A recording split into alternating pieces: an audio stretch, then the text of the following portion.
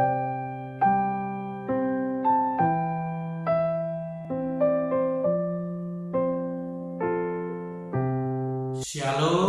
salam sejahtera bagi kita semua. Kembali lagi dalam renungan harian kita. Mari Bapak Ibu kita memuji Tuhan. Kita katakan, ku sembah Kau Tuhan. Bapa, ku persembahkan tubuhku sebagai persembahan yang hidup, kudus, dan yang berkenan padamu, sebagai ibadah yang sejati. Ku sembahkan Tuhan, ku sembahkan Tuhan,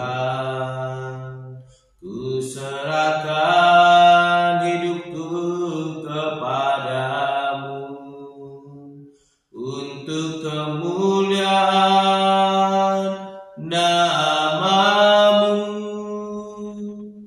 Amin.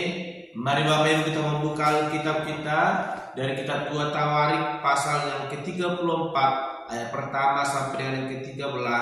Demikianlah firman Tuhan dengan perikop Raja Yosia, pembaharuan yang dilakukan Yosia. Yosia berumur 8 tahun pada waktu ia menjadi raja, dan 31 tahun lamanya ia memerintah di Yerusalem. Ia melakukan apa yang benar di mata Tuhan dan hidup seperti Daud bapa leluhurnya, dan tidak menyimpang ke kanan atau ke kiri. Pada tahun ke-8 dari pemerintahannya, ketika ia masih muda belia, ia mulai mencari Allah Daud bapa leluhurnya, dan pada tahun ke-12 ia mulai mentahirkan Yehuda dan Yerusalem daripada bukit-bukit pengorbanan, tiang-tiang berhala, patung-patung pahatan, dan patung-patung tuangan. Mesbah-mesbah para Baal dirobohkan di hadapannya. Ia menghancurkan pedupaan-pedupaan yang ada di atasnya. Ia meremukkan dan menghancur lulukan tiang-tiang berhala, patung-patung pahatan dan patung-patung tuangan, dan menghamburkannya ke atas kuburan orang-orang yang mempersembahkan korban kepada berhala-berhala itu.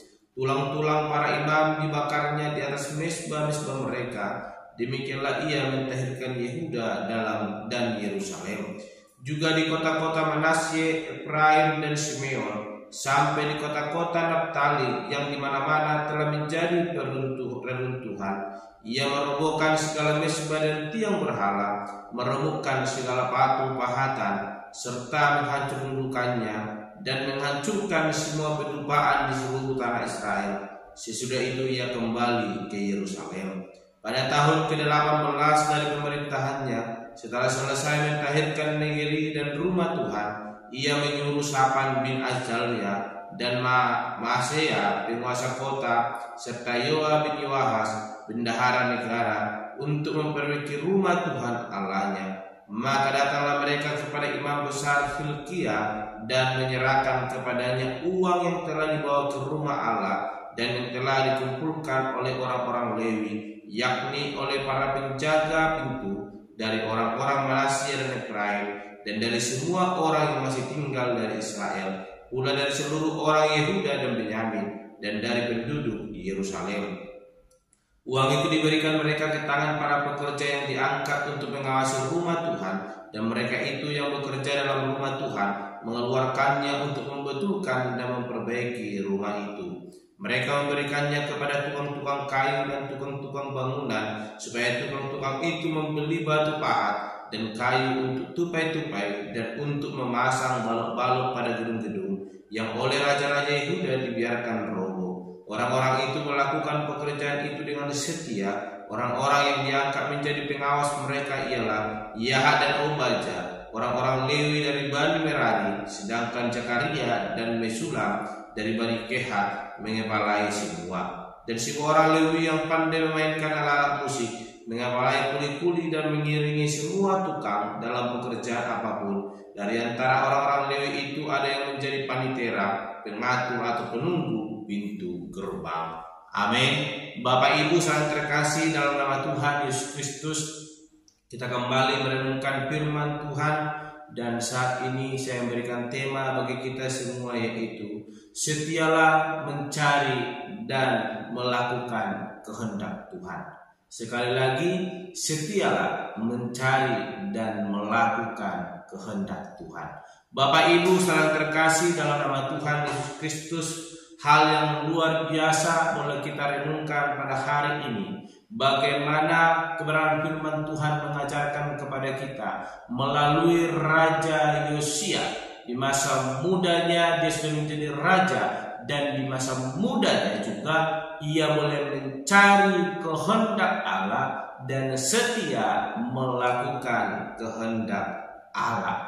Bapak Ibu saudara terkasih dalam nama Tuhan Yesus Kristus, kalau kita memperhatikan kitab 2 Tawarik pasal 34 ini dan kita bandingkan dengan kitab 2 Raja-Raja pasal 22 ayat 23, kita akan menemukan bagaimana Raja Yosia boleh menemukan apa yang Tuhan kehendaki di dalam kehidupannya sebagai raja di tengah-tengah orang Israel. Ini boleh menunjukkan kepada kita bagaimana Allah menghendaki supaya Yosia melakukan apa yang benar di hadapan Tuhan Allah. Dan kita memperhatikan ketika Yosia menemukan Taurat di bait Allah, Yosia langsung melakukan reformasi besar-besaran. Dia mengubah bagaimana rakyat yang ia pimpin melakukan apa yang tidak benar di hadapan Tuhan. Mereka melakukan penyembahan berhala, mendirikan tiang-tiang bahkan mesbah-mesbah untuk menyembah Allah-Allah lain. Dan itu membuat Yosia sadar ketika dia menemukan Taurat Tuhan. Dia boleh melakukan reformasi besar-besaran. Dia mencari dan melakukan kehendak Allah dengan penuh kesetiaan. Sekalipun dia menjadi raja yang sangat muda, yang begitu belia untuk boleh melakukan perubahan, namun dia menjadi raja yang sungguh takut akan Tuhan. Dia mengikuti jejak daripada leluhurnya, yaitu Raja Daud, dan dia boleh melakukan apa yang benar di hadapan Tuhan.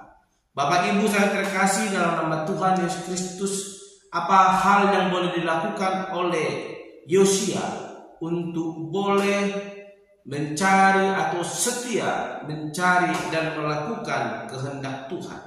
Hal pertama yang dilakukan oleh Yosia ketika dia menemukan Taurat di bait Allah, yang pertama dia lakukan adalah bertindak tegas terhadap dosa-dosa terdahulu, yaitu mencari kehendak Tuhan dan melakukannya. Bapak Ibu saudara terkasih, berbeda dengan para pendahulu daripada Yosia. Sekalipun mereka sudah menjadi raja yang begitu matang atau mapan, sudah pas untuk boleh memimpin rakyat, namun mereka melupakan Tuhan. Kita melihat Yosia yang begitu sangat muda, di usianya yang 8 tahun sudah menjadi raja, dan usianya yang ke-16 tahun dia boleh mencari kehendak Allah dan bersikap tegas untuk boleh melakukan kehendak Allah. Bapak Ibu saudara terkasih dalam nama Tuhan Yesus Kristus, luar biasa hal yang boleh dilakukan oleh Yosia. Ia menghancurkan semua bentuk berhala yang ada di tengah-tengah kepemimpinannya. Suatu hal yang luar biasa sebagai orang percaya yang perlu kita ikuti daripada Yosia. Tidak berkompromi dengan dosa. Ketika ia mengetahui kedosaan itu, ia langsung bertindak tegas dan menghancurkan itu semuanya, menjauhkannya dari Yehuda dan Yerusalem. Dia melakukan pembersihan supaya segala dosa itu boleh dihancurkan dan Allah boleh berkenan atas kehidupan mereka. Oleh karena itu Bapak Ibu yang terkasih dalam nama Tuhan Yesus Kristus, sebagai orang percaya kita harus belajar dari Yosia, bersikap tegas terhadap dosa. Hal yang kedua yang dilakukan oleh Yosia supaya ia boleh hidup setia mencari dan melakukan kehendak Allah, yaitu ia memiliki kesadaran dalam dirinya untuk segera membawa bangsanya kembali kepada Allah. Setelah Yosia mengetahui bagaimana bangsanya telah berpaling daripada Allah, ia melakukan pembersihan, yaitu menjauhkan para berhala-berhala dan menghancurkannya. Dan setelah itu dia sadar bahwa bangsa itu harus kembali kepada Allah, dan ia menghimpunkan bangsa itu untuk boleh mengumpulkan dana untuk perbaikan bait suci Allah. Kita melihat Bapak Ibu yang terkasih 8 sampai dengan ke-13 bagaimana usaha tersebut dilakukan tidak hanya melalui menghancurkan berhala, tetapi juga membangun bait suci Allah, bahkan memotivasi rakyat supaya berkontribusi di dalam memperbaiki bait suci Allah. Bapak Ibu yang terkasih, dari Raja Yosia kita memiliki kesimpulan bahwa pertobatan itu harus benar-benar memiliki aksi nyata, memiliki ketegasan terhadap dosa, tidak berkompromi terhadap dosa, namun bertindak tegas menghancurkan segala berhala yang ada, sehingga kita boleh menemukan kehendak Allah dan melakukannya di dalam kehidupan kita. Mari kita belajar dari Raja Yosia. Di masa mudanya dalam kepemimpinannya, ia tidak pernah berkompromi dengan dosa.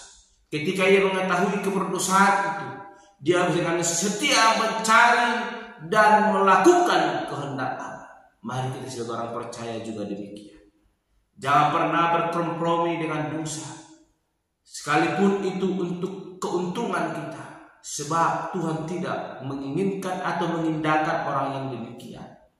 Ketika kita mau setia mencari dan melakukan kehendak Allah, maka pada waktu itu Tuhan akan turut bekerja menolong setiap kehidupan kita. Sekalipun mungkin kita dalam kesulitan, kesusahan dalam dunia ini, Tuhan akan menolong, memampukan kita melalui semuanya itu ketika kita sudah setia mencari dan melakukan kehendaknya. Amin. Mari kita berdoa. Bapa Surgawi, kami kembali bersyukur untuk kebenaran firman Tuhan yang boleh kami renungkan, yang mengajarkan kami supaya menjadi orang yang setia mencari dan melakukan kehendak Allah. Bapa yang baik, kami telah belajar dari Raja Yosia. Di masa mudanya dia sungguh-sungguh mencari dan melakukan kehendak Tuhan.